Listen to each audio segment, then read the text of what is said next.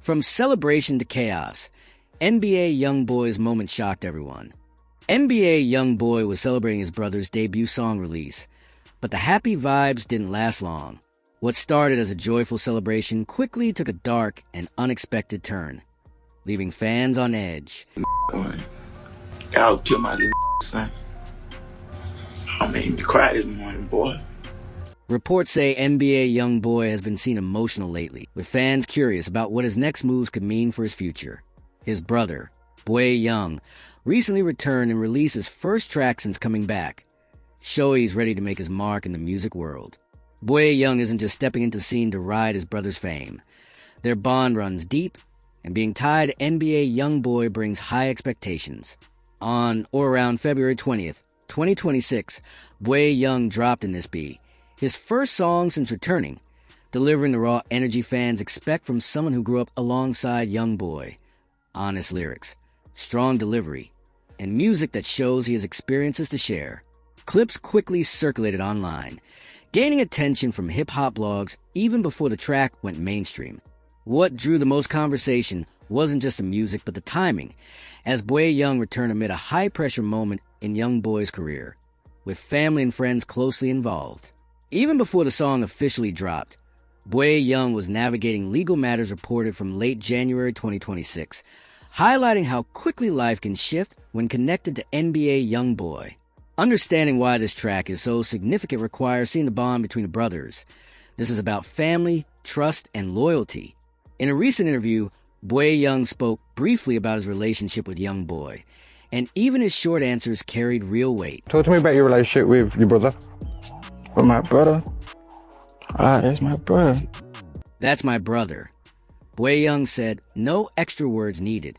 But when the interviewer pushed a little further, he opened up and shared what YoungBoy truly means to him on a deeper level. Is it a close relationship that you have as well, yeah? Man, we got a close relationship. He more like a father, but a brother at the same time. Father and brother rolled into one, he said, then went on to explain the deeper reason behind it. I never had a father, that's why I respect him the way I do. I guess he never had a father, so YoungBoy stepped up and filled that void. This isn't just a music connection or a label situation. It's a lifeline for a young man who grew up without a father figure. His big brother became the one person who kept him grounded. And when the interviewer asked how it felt knowing his brother is arguably one of the biggest rappers alive, Boy Young didn't talk about mansions, chains, or streams. He spoke about what it truly meant to him on a personal level. he's potentially the biggest rap star in the world. That must be a surreal feeling for you as well. It's motivation, especially knowing where we come from. It's motivation, Boy Young said, especially knowing where we come from. That says it all. Two brothers from Baton Rouge who weren't handed anything, no safety net, no silver spoon.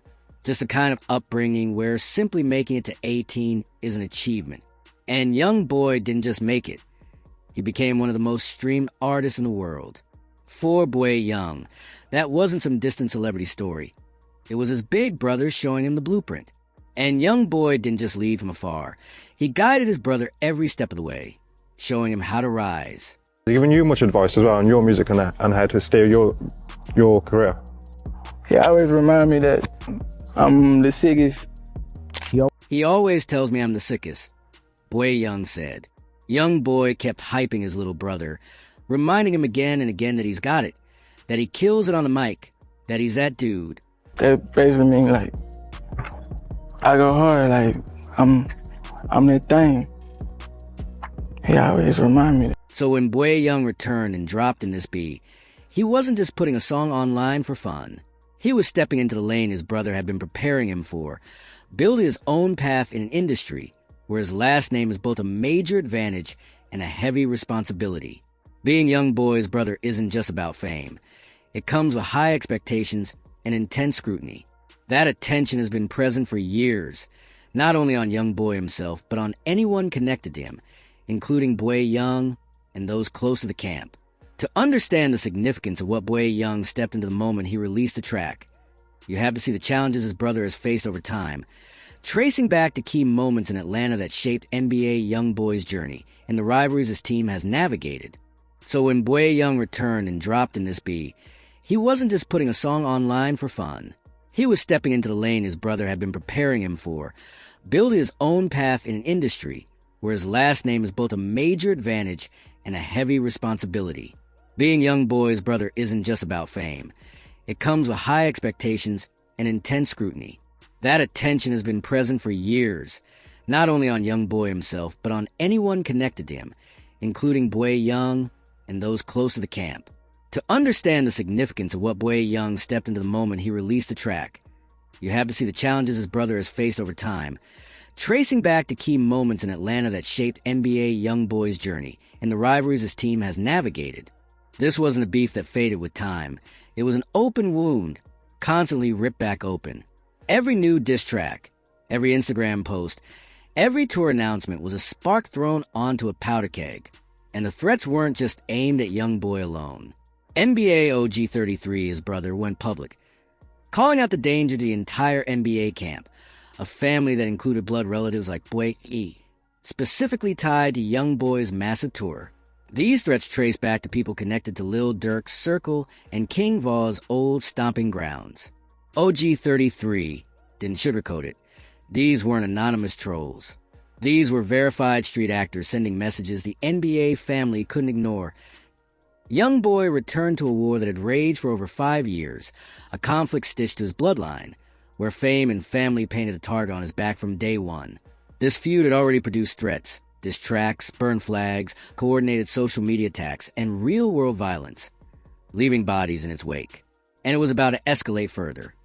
When YoungBoy announced his mass tour with a stop at the United Center in Chicago, the reaction from O Block and their affiliates was immediate and brutal. They took it as direct disrespect. The stage was set, the tension palpable, and the world was about to see just how far YoungBoy's enemies would go to make their point. King Von's death hung heavy over the city, and YoungBoy was about performing Van City, straight on O Block's turf. They weren't going to let that slide without making serious noise. Threats against the Chicago show came from every direction. Affiliates of O Block issued blunt warnings. YoungBoy wouldn't make it out alive if he stepped on that United Center stage. There was no subtlety. One message circulating read, "I bet you all types of money. If WB come to the show, they ain't leaving Chicago. I promise." And it wasn't just YoungBoy in the crosshairs. Quando Rondo and anyone else linked to the NBA camp were also targets, warned to stay away or face consequences. But this wasn't just online posturing. According to an insider with knowledge of behind-the-scenes dealings, the threats escalated to the point where the venue itself had to take action, forced to intervene for everyone's safety. What really happened was why YB ended up canceling the show is because it was a lot of death threats being sent to the United Center. Death threats were sent straight to the United Center, not just vague online chatter. Actual calls to the venue spelled out exactly what would happen if YoungBoy stepped on that stage. Was that people was actually called the United Center. People was actually calling United Center and letting them know, like, people were contacting the venue directly, delivering messages that left zero room for misinterpretation about the consequences of hosting the show. If this show happened, it's gonna go down up there. It was a lot of little fake death threats and that actually going on, like, you feel me? So, like I told y'all before, King Von, he had a lot of fans. He got a lot of enemies too, and he got a lot of people that, you feel me, that like YB. He got a lot of people that like YB like they like him. But the thing is, like, this his city. Here's the key part. YoungBoy didn't cancel himself. According to the source, he was locked in and ready. He wanted to perform, ready to step into the lion's den for his fans, regardless of the threats. But the decision wasn't his alone. You had a lot of motherfucking death threats that was called in the United Center. Don't be out here acting like YB backed out of this shit. It wasn't YB's decision to do it. Let's say that. It was his label decision. The label pulled the plug, and the United Center co-signed it. Both sides linked up at the last minute and agreed the risk was just too high to move forward. YB didn't cancel the show. The label and the United Center, they came together. They came together and killed the whole thing. The reasoning boiled down to two things: money and safety. And they made this decision at the last minute because it was death threats coming through the United Center about if YB did the show, that it was gonna go down up there, and you feel me? And the United Center didn't want to have to pay for extra security. You know what I'm saying? The financial picture was wild. YoungBoy was reportedly set to make $600,000 to $700,000 for the show. But with the flood of threats, the label told the United Center they needed to upgrade security. We gonna need y'all to beef up on the security and like that, right? The United Center didn't want to do it. The venue ran the numbers and said no. They were already on the hook for YoungBoy's fee.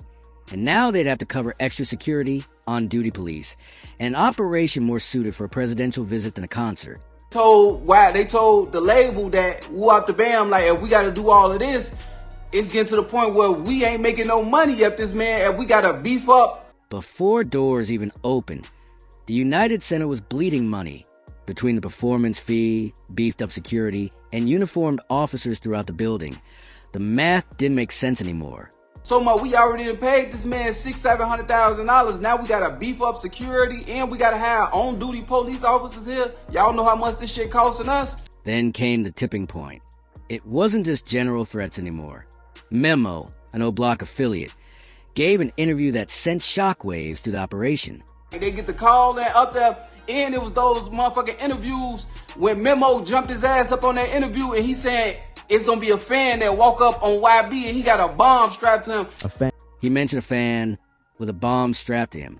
That triggered a new wave of threats, including bomb threats called directly into the United Center. They started doing like bomb threats and shit at the United Center, to the United Center, blood. They was doing all type of shit like that, blood. They ended up canceling the show. And that was it. The show got canceled. Not because YoungBoy was scared, but because the ops made it financially and logistically impossible to hold safely. The source was clear on how YoungBoy felt about the whole situation. His label canceled the show. He didn't cancel it. Right now, my source telling me right now that YB is pissed. They say YB pissed off right now. YoungBoy was heated. He didn't back down, he got overruled. And that says everything about him. The same fearlessness that made him one of the biggest artists alive is the same fearlessness that would have had him on that Chicago stage, fully aware that people in the crowd might be strapped.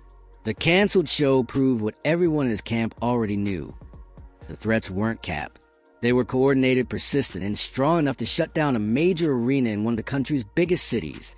If they could do that to YoungBoy, a man with millions and serious security, imagine the danger for his little brother, Boy E, just home from a bid with far fewer resources. That's the shadow Boy inherited, not just from his brother's fame, but from his brother's war, a history of burning bridges. NBA YoungBoy has a scorched-earth approach to nearly everyone in his orbit, not just rivals, but his own Siamese fans and even family. That fallout leaves smoke coming from every angle, and Boy, he catches it just for sharing the bloodline. Take No Cap, for example. Signed to YoungBoy's label, loyal for 3 years, part of the inner circle. In late 2022, a fan asked him about dropping music with Top, and he gave a normal response. He wanted to establish himself first, so people wouldn't say he only blew up from YoungBoy's cosign. That one tweet made YoungBoy snap. He jumped on Instagram and aired out a man who had been loyal day in and